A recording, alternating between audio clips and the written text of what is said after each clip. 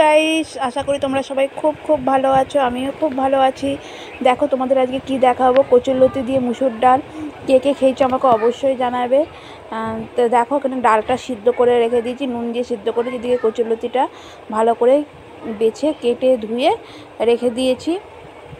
তা তোমরা কে কে বাড়িতে কেমন করে কচুরলতি খাও সেটাও জানাবে। আর কচুরলতি দিয়ে ডাল না খেলে একবার প্লিজ খেয়ে দেখো কেমন লাগে, খুব সুন্দর টেস্টি হয়। কিন্তু এই কচুরলতিটা অবশ্যই কেনা কচুরলতি ব্যবহার করবে। এদিকে দেখো 3 কোয়া রসুন নিয়ে নিয়েছি, 2টো কাঁচা লঙ্কা চিড়ে নিয়েছি। দেখো এদিকে কড়া গরম করতেও বসিয়ে দিয়েছি।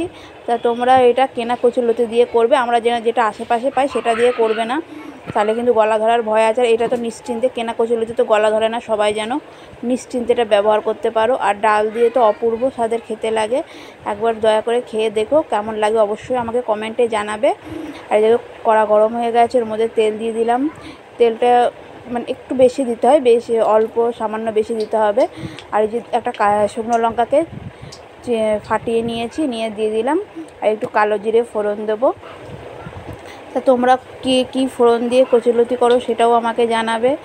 আর কারা কারা এরকম ডাল দিয়ে কচুরলতি খেয়েছে তারাও আমাকে জানাবে। আমার মতে অনেক কম সংখ্যক লোকই হয়তো জানে কচুরলতি দিয়ে ডাল দিয়ে খায়।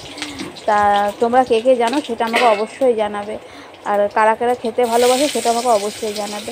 এই যে সেরা কাঁচা লঙ্কা দুটোও দিয়ে দিলাম, আর রসুনটাও থেতো করে রেখে দিয়েছিলাম, রসুনটা দিয়ে দিলাম। দিয়ে একটু নাড়িয়ে চাড়িয়ে হালকা ভেজে নেবো। সুন্দর গন্ধ বেরোলে তারপরে একটু নুন দিয়ে দিলাম, তাহলে কচুরলতিটা দিলে আর কি গায়ে ছিটকিয়ে আসবে না, তার জন্য নুনটা দিয়ে দিলাম। এই দেখো কচুরলতিটা দিলাম, দিয়ে এবার একটু হলুদ দিয়ে নাড়িয়ে চাড়িয়ে ভালো করে ভেজে নেবো। কচুরলতিটা ভালো করে ভেজিয়ে ঢাকা দিয়ে সিদ্ধ করে নেব। আর তোমাদের যদি মনে হয় একটু জল লাগবে, একটু জল দিতে পারো, আমার মনে হয়নি তাই আমি জল দিইনি।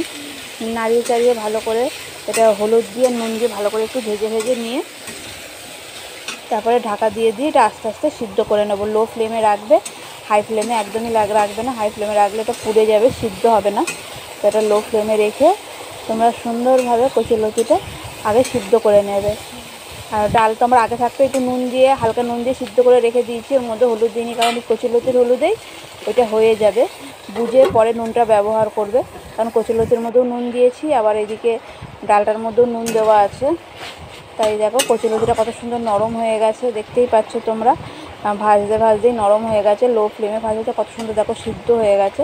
কচুরলতি যে সুসিদ্ধ হয়ে যাবে তখন ওর মধ্যে সিদ্ধ করে রাখা মুসুর ডালটা দিয়ে দেবে। আর ডালটা কিন্তু একটু করে গাঢ় করে করতে হবে, কারণ পাতলা ডাল এটা ভালো লাগে না খেতে।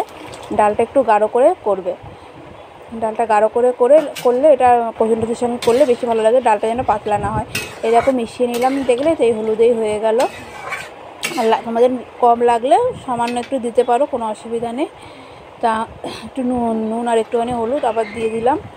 দিয়েই দেখো এটা কত সুন্দর ঢেকে দিয়েছিলাম, কত সুন্দর ফুটে উঠেছে। দেখেছো ফুটে এটা একদম গাঢ় হয়ে গেছে, বেশিক্ষণ ফোটাতে লাগবে না, কারণ কচুরলতিটাও সিদ্ধ করা, ডালটাও সিদ্ধ করা। একবার ভালো করে ফুটে উঠলে নাড়িয়ে চাড়িয়ে সুন্দরভাবে এইভাবে করে দেবে। দেখো কত সুন্দর ডালটা ঘনও হয়ে গেছে, আর লতিটা পুরো ডালের সঙ্গে মাখো মাখো হয়ে গেছে। এটা খুব সুন্দর টেস্টি খেতে হয়। তোমরা একবার অবশ্যই বাড়িতে বানিয়ে খেয়ে দেখো এবং আমাকে অবশ্যই জানাবে তোমাদের কার কেমন লাগলো। তা সবাই এটা রান্নাটা ভালো লাগলে অবশ্যই চ্যানেলটা লাইক করে দিও, কমেন্ট শেয়ার আর সাবস্ক্রাইব করতে ভুলবে না। তোমাদের একটা লাইকই আমাকে নতুন নতুন রান্না করার মনোযোগ জোগায়। তো তোমরা অবশ্যই জানাবে, আর কে কীরকম রান্না দেখতে ভালোবাসো অবশ্যই জানাবে। Tata, by.